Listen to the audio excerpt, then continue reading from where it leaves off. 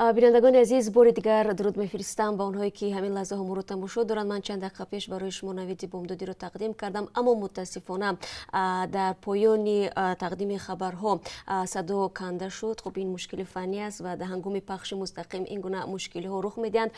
از این رو برای اینکه شما از دو خبری که صدای ما رو نشنیدید به خبر نمونید، من بار دیگر برای شما این خبر رو تکرار میکنم و حتما از قرب اثار خارجی نیز در پایان صحبت یادآور میشم. مرکز نظرسنجی گلاب تاجیکستان را در قطار 12 کشور امن جهان جای داده است که ساکنانش هنگام گشت و گذار شبانه احساس خطر نمی‌کنند.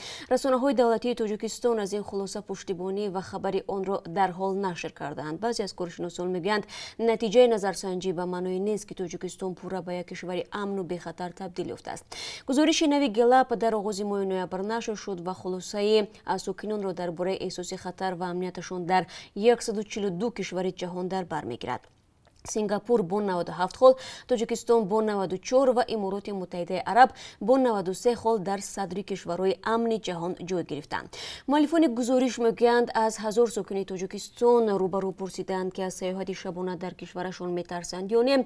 با خلاصه گلاب ساکنان گفتند هنگام گشت و گذار شبانه خطری را احساس نمیکنند. این نظرسنجی در حال نشر شد که بعضی از کشورها از جمله آمریکا و بریتانیا از شهروندان خود خواستند از حضور در جایهای سرودن و استفاده از نقلیه جمعیتی تاجیکستان خودداری کنند تا از حمله های احتمالی امن باشند. تاجیکستان در یک سال اخیر شاهد دست کم 4 حادثه تروریستی از جمله حمله به سیاحان خارجی، آشوب در 2 زندان و حمله به دیدبانگاه مرزی بود که 10 کشته و زخمی بر جای گذاشت.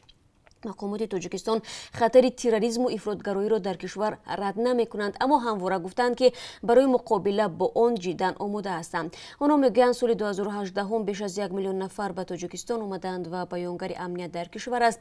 تاجیکستان با بیش از 110 کشور نظام ساده شده دریافت ویزا را به راه مانده است و با 10 کشور دیگر نظام روادید ندارد. سامان محمد بیکов پهلوانی نامداری تاجیک در مسابقه بین‌المللی جودو با نام اوساکا گراند سلام 2019 در شهر اوساکای ژاپن برنده مدال برنجی شد و با $1,500 آمریکایی سرفراز گشت. یادآور می‌شویم سامان محمد بیکov ماه اکتبر امسال در قهرمانی جهان اوید به جودو میان گشتگیران تا 21 ساله در مراکش در رقابت‌ها در وزن تا 73 کیلو مدال طلا به دست آورده است.